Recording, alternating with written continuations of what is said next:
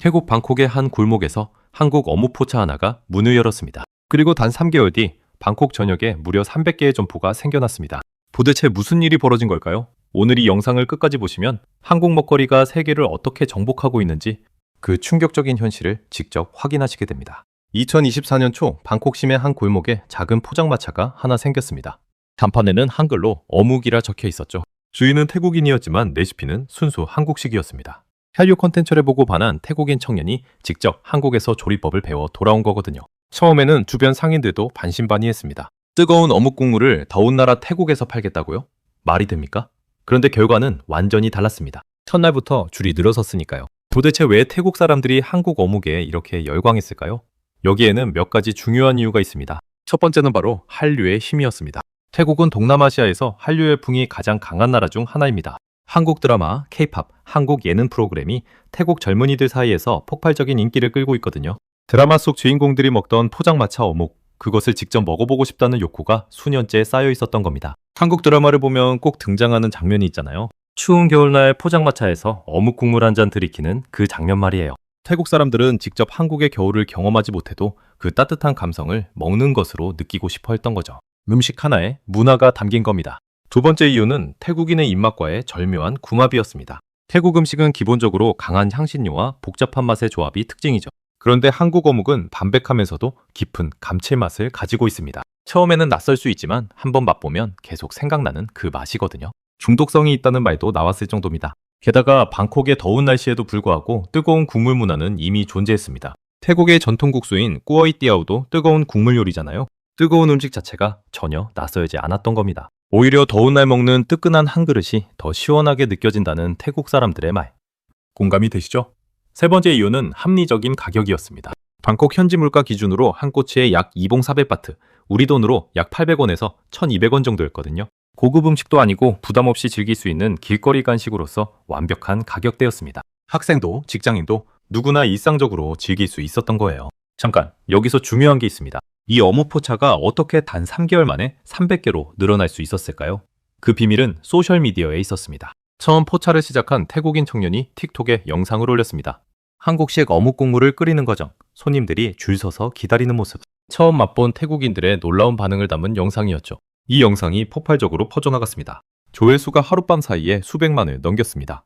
댓글에는 어디야 나도 가고 싶어, 이거 프랜차이즈 없어 라는 말들이 넘쳐났죠. 이때를 절대 놓치지 않은 겁니다. 소셜미디어 시대에 맛있는 음식은 광고가 필요 없습니다. 먹는 사람들이 직접 홍보대사가 되거든요. 방콕의 유명 푸드 인플루언서들이 앞다투어 이 포차를 방문했고 각자의 팔로워에게 소개하면서 엄청난 바이럴이 일어났습니다. 이 과정이 불과 며칠 만에 벌어진 일이라는 게 놀랍지 않습니까?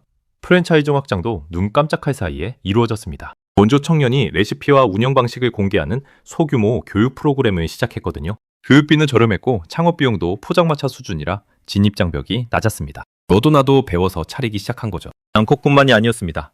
치앙마이, 파타야, 푸켓까지 빠르게 퍼져나갔거든요. 소셜미디어로 성공 사례를 본 지방 창업자들이 앞다투어 시작했습니다. 태국 전역이 한국 어묵 열풍에 휩싸인 겁니다. 3개월이라는 짧은 시간에 300개라는 숫자. 이제 이해가 되시죠? 이게 핵심인데요. 이 현상이 가져온 경제적 효과도 상당합니다. 어묵 원재료 수입이 급증했고 일부 업체들은 태국 현지에서 직접 어묵을 생산하기 시작했습니다. 한국 식품기업들도 태국 시장에 주목하기 시작했죠. 어묵 하나가 K푸드 전체의 문을 활짝 열어버린 겁니다. 이 시장의 규모는 연간 수백억 원 수준으로 추산되고 있습니다. 현지 고용 창출 효과도 무시할 수 없습니다. 300개 점포가 생기면서 수천 명의 태국인이 이 업종에 종사하게 됐거든요. 어묵 포차가 단순한 음식 장사를 넘어 하나의 산업이 된 겁니다. 물론 문제점도 생겨났습니다. 급격한 확산 과정에서 품질 관리가 어려워진 거죠. 레시피를 제대로 배우지 않고 대충 흉내만 낸 가게들이 생겨났습니다. 한국 어묵이라고 간판은 걸었지만 맛은 전혀 다른 곳들도 있었거든요. 이게 한국 어묵의 이미지를 흐릴 수 있는 위험한 상황이었습니다. 위생 문제도 제기됐습니다. 정식 위생 교육을 받지 않은 상태에서 급하게 창업한 곳들에서 식중독 사례가 보고되기도 했거든요. 너무 빠른 확산의 부작용이었습니다. 성공의 이면에는 언제나 관리의 숙제가 따르는 법이죠. 그래서 태국 정부와 한국 대사관도 주목하기 시작했습니다. 한국 대사관은 현지 어묵 사업자들을 대상으로 정품 레시피와 위생 교육을 제공하는 프로그램을 추진했고요. K푸드 공식 인증 제도 도입도 논의됐습니다. 민간의 자발적 확산에 공공이 뒷받침하는 구조가 만들어지기 시작한 겁니다. 여기서 우리가 주목해야 할 더 큰 그림이 있습니다. 이 어묵 현상은 단순한 음식 유행이 아니랍니다. 한국 문화의 소프트 파워가 실제 경제적 가치로 전환되는 과정을 보여주는 생생한 사례거든요. 드라마 한 편이 밥상을 바꾸는 시대가 온 겁니다. 한류는 드라마와 음악에서 시작됐지만 이제는 음식, 패션, 뷰티, 라이프 스타일 전반으로 확산되고 있습니다.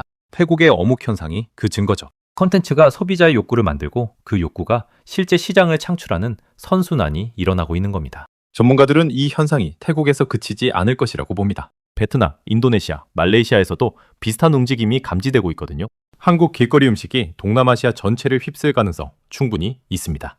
특히 주목할 점은 이 현상이 대기업 주도가 아니라는 겁니다. 한류에 반한 한 젊은이가 자발적으로 레시피를 배워 창업했고 그것이 소셜미디어를 타고 들불처럼 퍼진 거예요. 국가 지원이나 대규모 마케팅 없이 이루어진 자연 발생적인 현상이라는 점이 더욱 인상적입니다. 이것은 한국 음식 문화의 저력을 보여주는 거예요. 맛있고 가격이 합리적이고 이야기가 있는 음식은 세계 어디서든 통한다는 걸 증명한 거죠. 어묵 포차가 가진 그 따뜻한 감성, 그게 국경을 훌쩍 넘어버린 겁니다. 앞으로의 전망은 어떨까요? 현재 한국의 어묵 제조업체들이 태국 시장 진출을 적극 검토하고 있습니다. 현지 생산 공장 설립, 정식 프랜차이즈 브랜드 론칭도 추진 중이고요.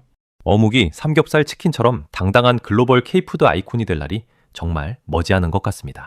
자, 오늘 이야기를 정리해드리겠습니다. 태국 방콕에서 시작된 한국 어묵 포차 열풍, 단 3개월 만에 300개 점포로 확산된 이 현상은 한류의 힘과 소셜미디어의 위력, 그리고 한국 음식 문화의 깊은 매력이 함께 만들어낸 결과입니다. 우리는 종종 우리 것의 가치를 잊고 살 때가 있죠. 그냥 어묵이라고 생각했던 것이 지금 이 순간 세계인의 마음을 사로잡고 있습니다. 김치, 삼겹살, 떡볶이에 이어 이제 어묵까지. 한국 음식의 세계화는 멈추지 않는 현재 진행형입니다. 다음에 포장마차에서 어묵 한 꼬치 드실 때 이 사실을 꼭 기억해 주세요. 그 평범한 어묵 한 꼬치가 지금도 세계를 정복하고 있다는 거요.